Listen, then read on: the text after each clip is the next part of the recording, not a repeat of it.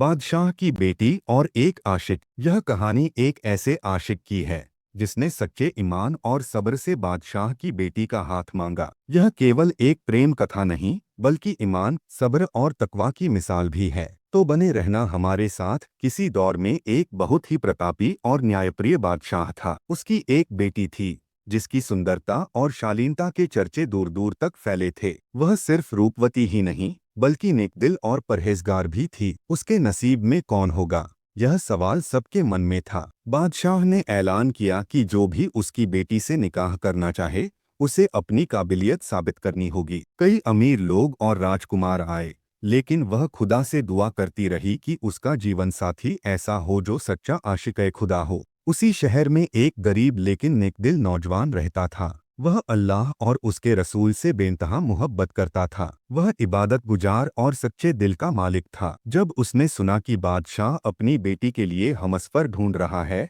तो उसके दिल में यह ख्याल आया कि क्यों न वह भी कोशिश करे। लोगों ने उसका मजाक उड़ाया, अरे तू एक गरीब आदमी है, बादशाह की बेटी का हाथ कैसे मांग सकता है।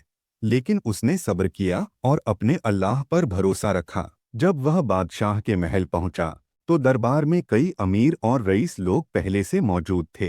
बादशाह ने हर दावेदार से एक ही सवाल किया, तुम मेरी बेटी से निकाह क्यों करना चाहते हो। कोई बोला क्योंकि वह बहुत हसीन है, कोई बोला क्योंकि मैं बहुत अमीर हूँ और इसे ऐशो आराम दे सकता हूँ। जब उस गरीब आशिक की बारी आई तो उसने कहा, मैं आपकी बेटी से निकाह इसलिए करना चाहता हूँ क्योंकि मैं अल्लाह और उसके रसूल से प्यार करता हूँ। अगर आपकी बेटी भी अल्लाह के रास्ते पर चलना चाहती है तो मैं उसे जन्नत का रास्ता दिखाऊंगा। बादशाह को यह जवाब पसंद आया, लेकिन उसने कहा, अगर तुम सच्चे हो तो तुम्हें 3 इम्तिहान पास करने होंगे। पहला इम्तिहान था सब्र और तकवा का इम्तिहान। बादशाह ने उसे 1 महीने के लिए जंगल में भेज दिया, जहां उसे बिना किसी सहारे के जीना था। वह नौजवान जंगल में चला गया। वहां उसने सिर्फ इबादत की, रोजा रखा और अल्लाह से मदद मांगी। 1 महीने बाद जब वह लौटा तो वह पहले से ज्यादा रोशन और मुतमिन नजर आ रहा था। बादशाह ने देखा कि वह सब्र और तकवा में कामयाब हो चुका है।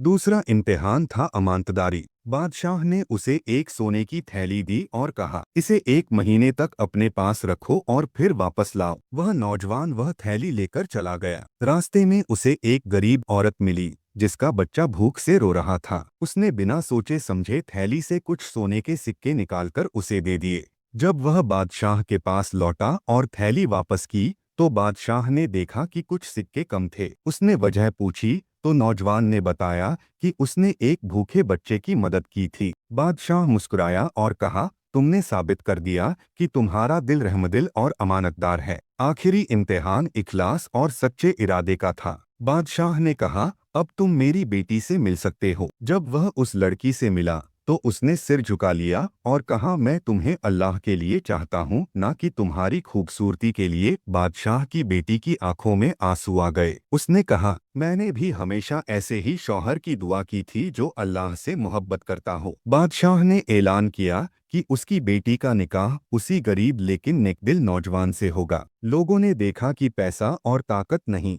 बल्कि सच्चा ईमान और नेक नीयत ही इंसान की सबसे बड़ी दौलत होती है। निकाह के बाद बादशाह ने उसे अपना वारिस बना लिया क्योंकि उसे समझ आ गया था कि यही वह इंसान है जो उसकी सल्तनत को न्याय और ईमानदारी से चला सकता है। सब्र और तकवा। मुश्किल हालात में भी अल्लाह पर भरोसा रखो। 2 अमानतदारी। दूसरों की हक अदायगी सबसे बड़ा फर्ज है। 3 इखलास और सच्चाई। दिल से की गई मोहब्बत ही सबसे पाक होती है। 4 दौलत से बढ़कर ईमान। एक सच्चे मोमिन की कीमत सोने चांदी से ज्यादा होती है। यह कहानी हमें बताती है कि अगर हमारा ईमान मजबूत हो, नियत साफ हो और सब्र करने की ताकत हो तो अल्लाह हमें हमारी मंजिल तक जरूर पहुंचाता है।